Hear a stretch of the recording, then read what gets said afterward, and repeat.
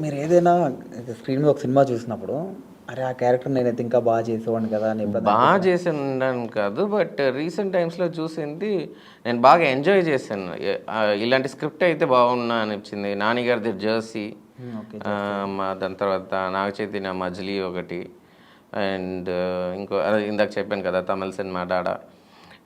Love stories అయినా unique concept and స్క్రిప్ట్‌గా ఉన్నాయి. నాకు చాలా యాస్ ఎన్ ఆడియన్స్ నేను బాగా ఎంజాయ్ చేశాను. సో, ఇలాంటి స్క్రిప్ట్ చేస్తే బాగుండని అనిపించింది.